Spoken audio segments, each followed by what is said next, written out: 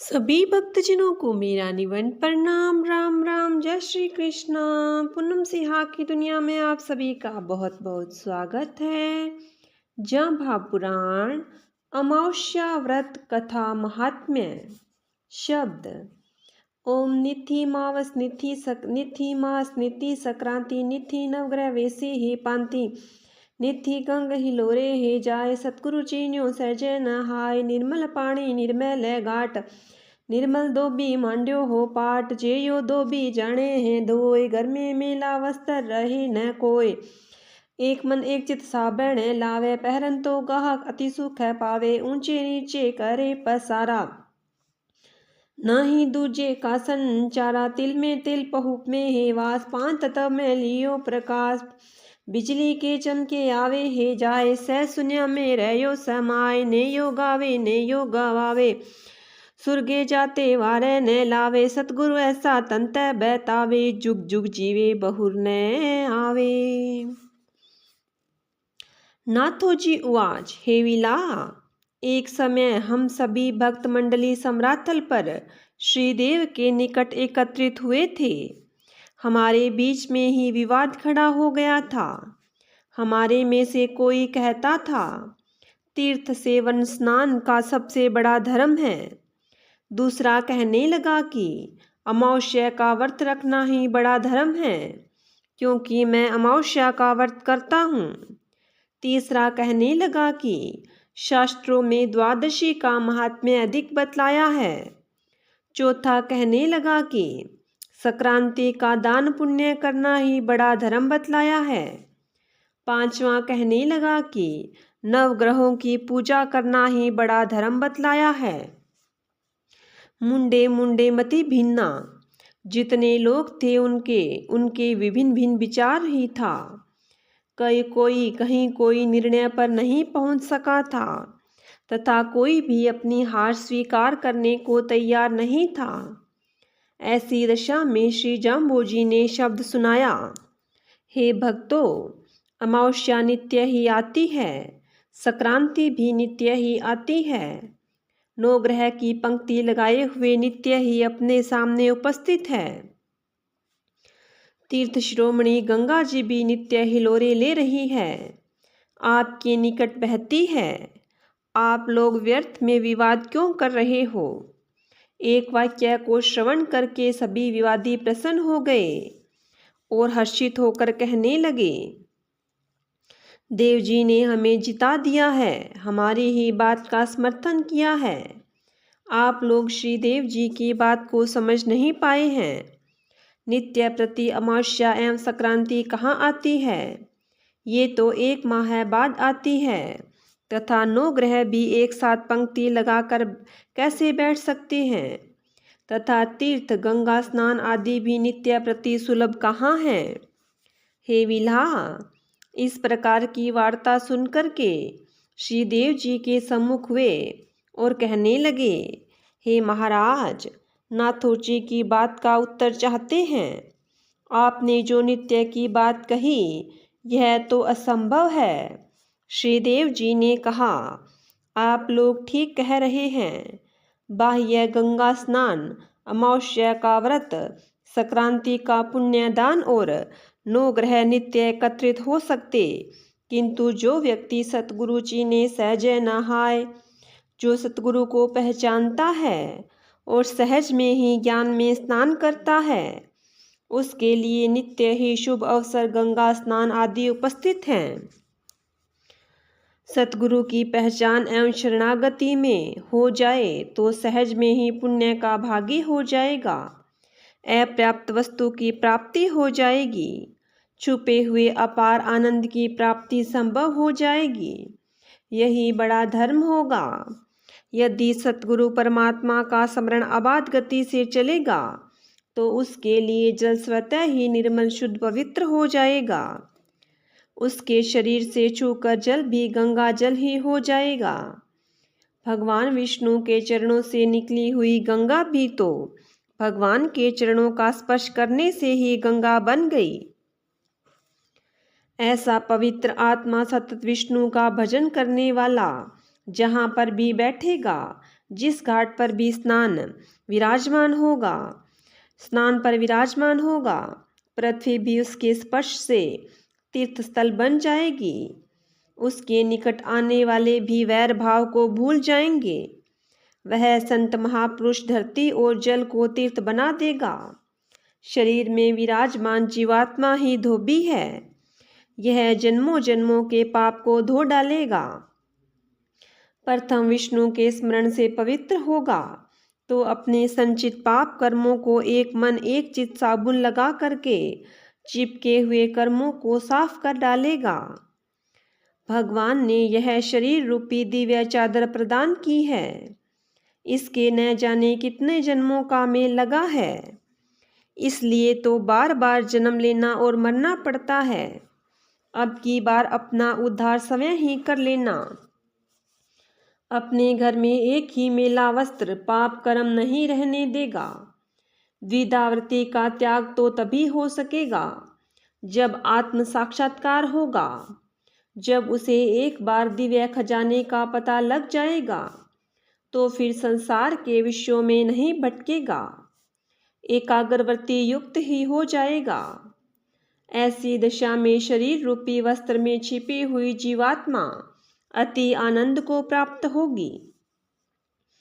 ऊपर नीचे चहुदिश दृष्टि का प्रसार करेगा तो सर्वत्र वहीं एक ही सच्चित आनंद रूप ब्रह्म दृष्टि गोचर होगा।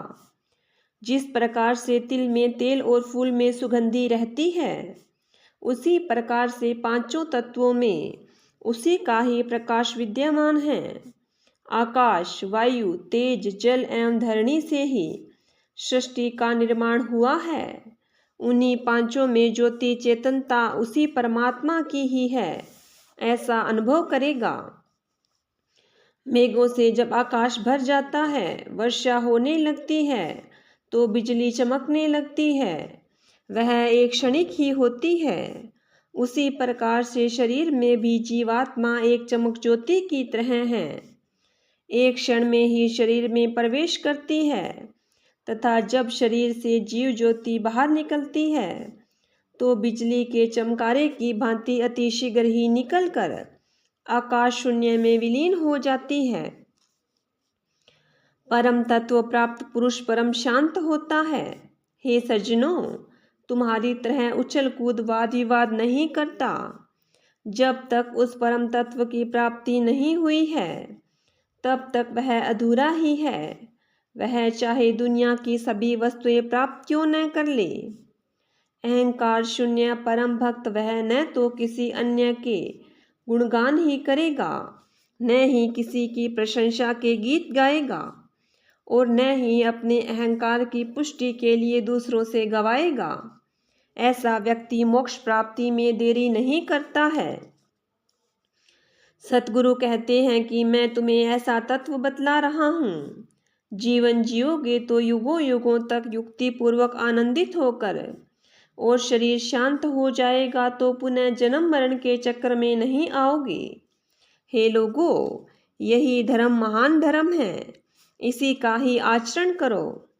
विलो उवाच, हे गुरुदेव, आपने जाम्बोजी द्वारा उच्चारित शब्दों का बखान किया, उच्च कोटि के साधक की बात बतलाई, किंतु साधारण जन के लिए अमावस्या व्रत, गंगा स्नान आदि का भी महात्म्य बतलाने की कृपा करें। क्योंकि 29 नियमों में एक नियम अमावस्या का व्रत करना भी तो है। यदि आपने विष्णु जाम्बोजी के ही श्रीमुख से अमावस्या व्रत की विशेषता महात्म्य सुना है तो अवश्य ही बतलावें। नाथोजी उवाच, एक समय सम्रातल पर विराजमान श्रीदेव जी से मेरठ के राजा एवं साथरियों ने यही प्रश्न पूछा था। श्रीदेव जी ने अमावस्या व्रत का महात्म्य बतलाते हुए एक प्राचीन इतिहास बतलाया था, वही मैं तुझे बतलाता हूँ। काशी में सोमदत्त नाम का एक ब्राह्मण रहता था। उसकी धर्मपत्नी एवं एक लड़का तथा एक लड़की, ये चारों जाने गंगा स्नान करते, भगवान का भजन पर श्रद्धा विश्वास के साथ करते। एक दिन उनके घर में एक यति आया। उन चारों जनों ने उनके चरणों में मस्तक झुकाया। उस यति ने उनको आशीर्वाद देते हुए इस प्रकार कहा। प्रथम ब्राह्मणी को आशीर्वाद देते हुए कहा, सौभाग्यवती हो। जब उसकी कंवारी कन्या ने मस्तक झुकाया तो यति ने कहा, चिरंजीव हो। ब्राह्मणी ने पूछा, हे यति, ऐसा भेद क्यों? यति ने कहा, मेरा वचन असत्य नहीं हो जाए, इसलिए मैंने जो होनहार है वही कहा है। ब्राह्मणी बोली, वह होनहार क्या है? यति कहने लगा, इस कन्या का पति जब चौथा फेरा लेगा तब मृत्यु को प्राप्त हो जाएगा, इसलिए मैंने इसे सौभाग्यवती नहीं कहा। ब्राह्मणी कहने लगी, हे यति, यदि आपको इस बात का पता है तो यह भी बतलावे कि क्या इसका कुछ उपाय भी हो सकता है। यदि कोई उपाय है तो अवश्य ही बतलावें। यदि ऐसी दुर्घटना हो गई तो हम तो सभी रो रो कर मर जाएंगे। यति उवाच, हाँ, एक उपाय अवश्य हो सकता है। कदली वन में एक गुजरी रहती है। वह धन ऐश्वर्य से संपन्न है, नित्य प्रति अभ्यागतों को भोजन देती है। जिसके यहाँ सदा व्रत चलता है वह गुजरी अमावस्या का व्रत विधि विधान से करती है। यदि वह यहाँ आ जाए और एक अमावस्या व्रत का फल प्रदान कर दे तो अवश्य ही तुम्हारी कन्या का पति जीवित हो जाएगा। ब्राह्मणी उवाच, हे यति जी, आप ही प्रमाण हैं, किंतु वह धन ऐश्वर्य से संपन्न हमारी गरीबी की झोंपड़ी में क्यों आएगी? हमारी गरीबों की झोंपड़ी में क्यों आएगी? यति उवाच, वह अन्य धनवानों जैसी मद में अंधी नहीं है। आप अवश्य ही जाओ, परोपकारी जीव है, अवश्य ही तुम्हारे दुख से द्रवित होकर चली आएगी। ऐसा कहते हुए वह यति तो चला गया। वृद्ध ब्राह्मण ने अपने पुत्र को पास बुलाया और यति की आत बताते हुए कहा, हे बेटा, तू कदली वन में जाओ और गुजरी को यहाँ बुला लाओ। मैं तो वृद्ध हो गया हूँ, मेरे से तो चला नहीं जाता। आज्ञाकारी बेटे ने अपने पिता की बात स्वीकार की और माता पिता को प्रणाम करके कदली वन को रवाना हुआ। बीच में अनेकों वनों को पार करते हुए, वन की शोभा को निहारते हुए कई दिनों के पश्चात कदली वन में प्रवेश किया। गुजरी के स्थान को देखा और अति प्रसन्न हुआ। वहाँ पर सदा व्रत बांटा जा रहा है। ऋषि, ब्रह्मचारी, साधु संत भिक्षा लेने आते हैं, उन्हें प्रेम से भिक्षा मिलती है। वे लोग तो भिक्षा प्राप्त करके चले जाते हैं। उन्हीं की लाइन में वह काशी का ब्राह्मण पुत्र खड़ा होकर भिक्षा प्राप्त कर लेता है। वह नित्य प्रति की क्रिया हो चुकी थी। वह ब्राह्मण जिस कार्य हेतु आया था वह तो सफल होता नहीं दिख रहा था। भीड़ भाड़ में मिलना वह भी अपने स्वार्थ के लिए तो हो ही सकता है, असफलता ही हो जाए। जब किसी भी प्रकार से गुजरी से मिलन न हो सका, ब्राह्मण ने मिलने का एक सरल उपाय ढूंढ निकाला। वह सेवा करना ही था। सेवा कार्य करना प्रारंभ कर दिया। ब्राह्मण ने देखा कि लोग पगडंडी पर आ जा रहे हैं, किंतु मार्ग साफ नहीं है। मार्ग पर खाद, गोबर, कंकड़, पत्थर बिखरे हुए पड़े हैं। चारों तरफ से घास उग आई है। मार्ग छोटे हो गए हैं। सेवा का कार्य अपने आप ही खोज लिया और सेवा में लग गया। दिन में तो विश्राम करता और रात्रि में जब सभी सो जाते तो वह ब्राह्मण बालक मार्ग में सफाई करता, झाड़ू लगाता, कंकड़ पत्थर चुन चुन कर हटाता, घास काट कर मार्ग चौड़ा करता। आने जाने वाले आगंतुकों के लिए मार्ग सुमार्ग हो गया। सभी ने आश्चर्य प्रकट किया कि ऐसा कौन परोपकारी होगा जो इस कार्य को संपन्न कर रहा है। धीरे धीरे बात गुजरी तक पहुंची। एक दिन गुजरी ने अपने सेवकों से कहा, वह कौन है जो सेवा कार्य कर रहा है, उसे पकड़कर मेरे सामने उपस्थित करो। हमारे ऊपर बड़ा भारी एहसान हो रहा है।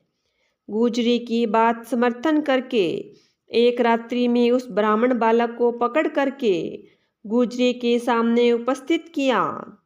ब्राह्मण बालक तो मिलना ही चाहता था और उन्होंने यह कार्य सहज में ही करवा दिया। गुजरी उवाच, हे ब्राह्मण, आप कहाँ से आए हैं? किस हेतु आपके अयोग्य कार्य कर रहे हैं? हमारे ऊपर भार चढ़ा रहे हैं।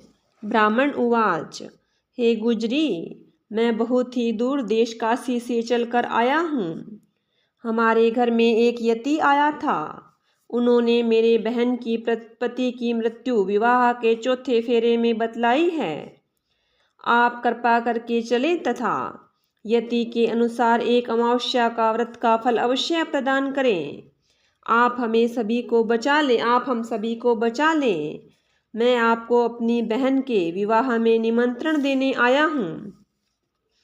गुजरी उवाच, अवश्य ही मैं आऊँगी।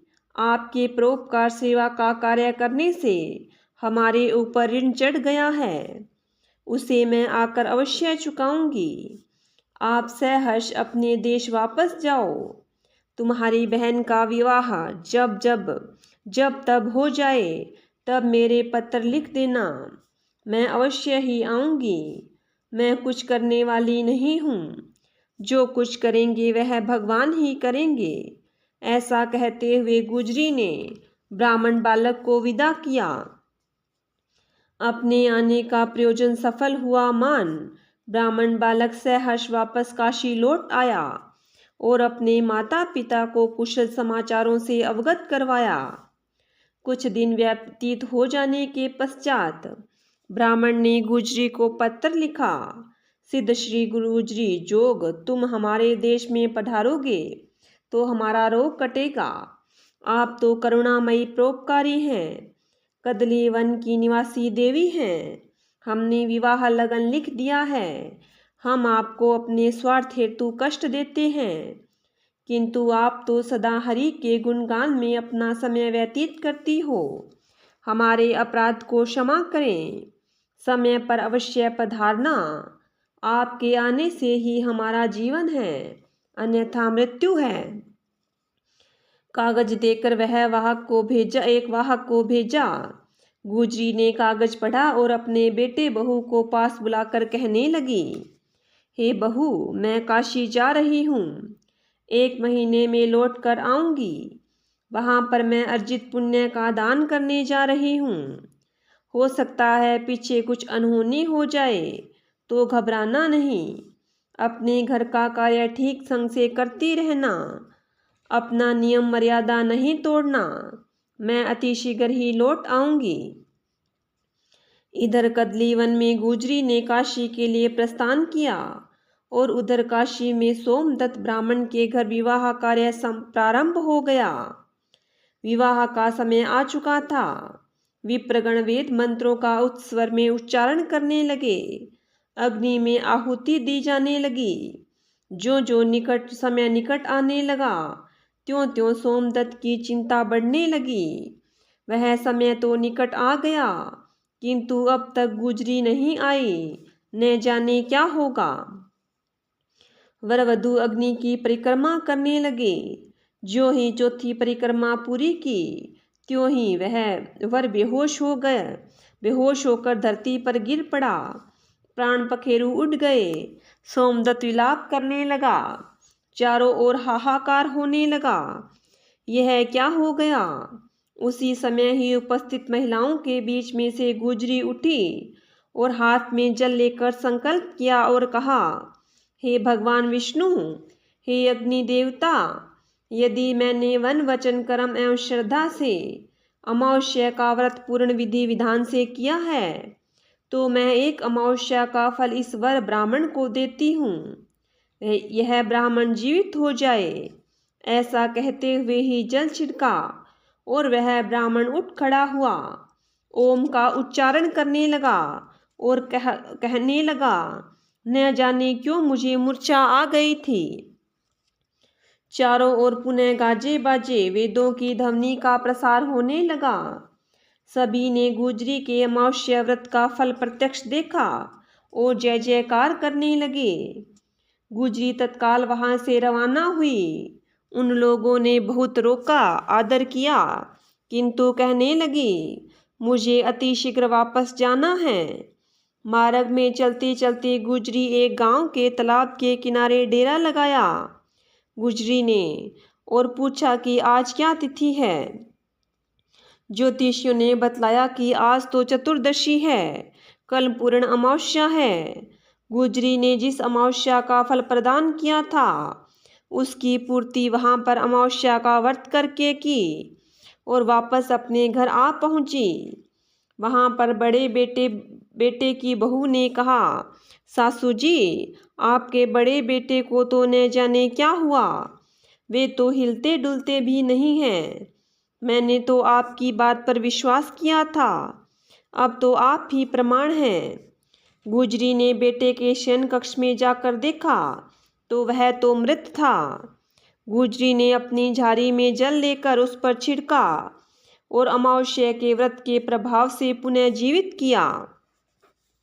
हे विला, इस प्रकार का महात्म्य श्रीदेव जी ने बतलाया था, वह मैंने तुझे बतला दिया। इसलिए 29 नियमों में एक नियम है कि अमावस्या का व्रत करो, जिसका प्रत्यक्ष प्रभाव है, तुरंत फल देने वाला है। वेदों में कहा, अमावस्या देव मातरम, अमावस्या देवताओं की माता है। जब अमावस्या की रात्रि में सूर्य चंद्र दोनों का ही प्रभाव धरती पर समाप्त हो जाता है तो देव माता अमावस्या का प्रभाव रहता है। सूर्य चंद्र एवं अमावस्या ये तीनों ही देवताओं की आंखें हैं। अमावस्या के दिन एक रात्रि में चंद्रमा सर्वथा ही लुप्त हो जाता है। चंद्रमा अमृत की वर्षा करता है। चंद्र किरणों द्वारा हमें संजीवनी शक्ति प्रदान करता है। उसी से ही संपूर्ण सृष्टि में स्थित वनस्पति, मानव, पशु पक्षी आदि का विकास एवं प्रफुल्लता आती है।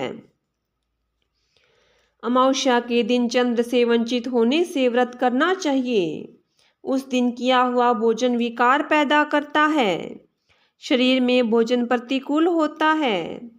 चूंकि अमावस्या रात्रि देवत्व शक्ति विहीन होती है तो उस रात्रि को भूत प्रेत राक्षस आदि बलवान हो जाते हैं, हमारी देवी शक्ति मंद हो जाती है। इसलिए अमावस्या का व्रत करके हवन, यज्ञ, पूजा पाठ आदि देवता संबंधी कार्य ही करें, सांसारिक कार्य न करें, जिससे कि हम प्रेत आदि से पीड़ित न हो जाएं। वेदों ने आदेश दिया है कि दश पूर्णमास्यम यजेत, अमावस्या एवं पूर्णमासी को यज्ञ करें, शुभ कार्य ही करें। पर्व दो ही है, एक अमावस्या दूसरा पूर्णमासी। यज्ञ तो दोनों में ही करें, अनंत गुणा फलदायी है, किंतु व्रत अमावस्या का ही करें। पूर्णमासी का व्रत करने का विधान नहीं है, क्योंकि पूर्ण चंद्रमा को तो खीर बनाएं और भोजन करें, यही उत्तम होगा। बोलिए गुरु जम्बेश्वर भगवान की जय हो। बोलिए विष्णु भगवान की जय हो।